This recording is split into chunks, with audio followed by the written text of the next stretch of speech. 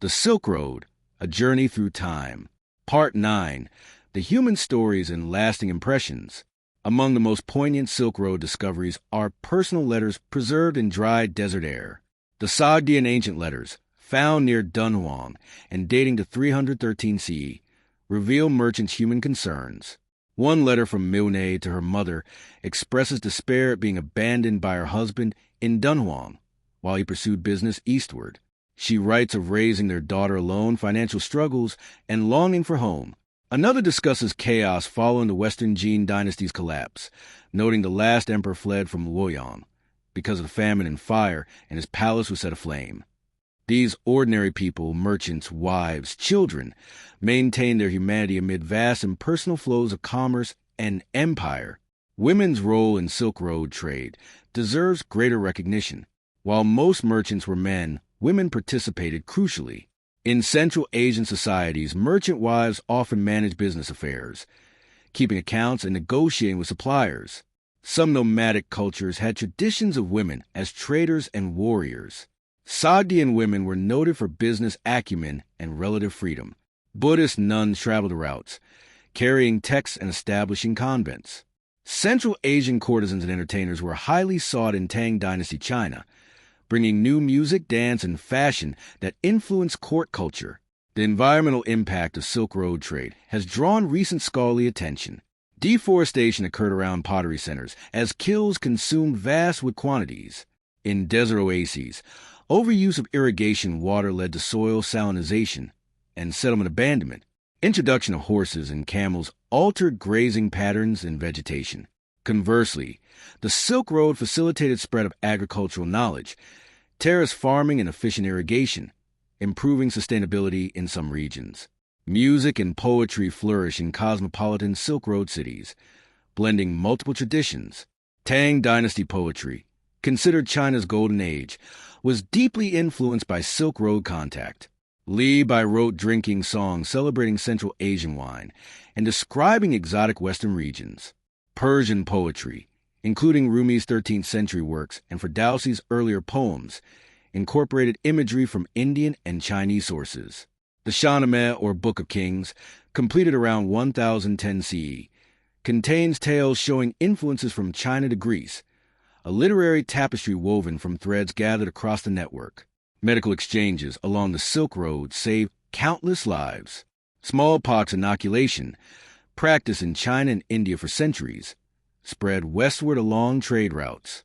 Chinese physicians developed insufflation, blowing powdered smallpox scabs into the nose to provide immunity. This knowledge reached the Ottoman Empire by the 15th century, where Lady Mary Wortley Montagu observed it in the 1710s. She championed the practice in England, leading to Edward Jenner's modern vaccination. Medicinal plants also spread. Chinese rhubarb for digestive ailments, Indian neem for infections, Middle Eastern theriac for treating poisoning. Fashion flourished as textiles and styles encountered one another. The caftan became a symbol of cosmopolitanism, adapted by each culture. Tang Dynasty fashion was heavily influenced by Central Asian styles, tighter-fitting clothes and higher boots contrasting with earlier loose robes. Purple became associated with royalty because the dye, extracted from Mediterranean murex snails, was extremely expensive.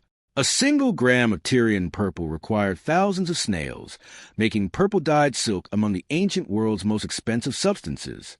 The phrase "born to the purple," referring to Byzantine imperial heirs, originated from this luxury trade. Spiritual and philosophical exchanges created new schools of thought.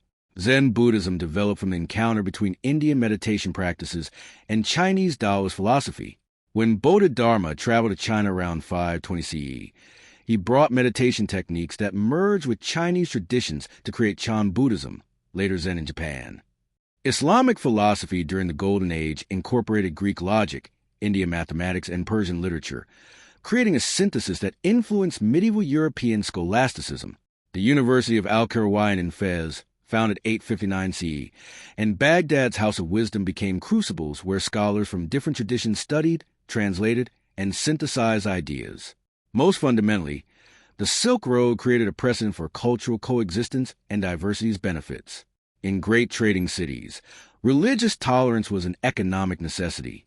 Nestorian Christian, Buddhist, Zoroastrian, Jewish, and Muslim merchants conducted business in the same marketplace, shared meals, and collaborated on ventures. This practical cosmopolitanism, recognizing that prejudice was bad for business and different cultures had valuable knowledge, created remarkable diversity and intellectual ferment. When Marco Polo described Kublai Khan's religious tolerance, welcoming teachers from all faiths and celebrating multiple festivals, he described a pattern characterizing successful Silk Road cities for centuries. This legacy, understanding that cultural exchange enriches rather than threatens, that diversity strengthens rather than divides, may be the Silk Road's most valuable gift to civilization.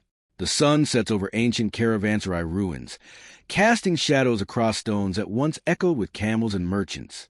Wind carries sand across millennium-old foundations, slowly reclaiming what time has half erased. But in museums worldwide, in Central Asian genetics, in our spices and languages, in our mathematical symbols and musical instruments, the Silk Road lives on not as history but as foundation, not as past but as prologue to our connected world today.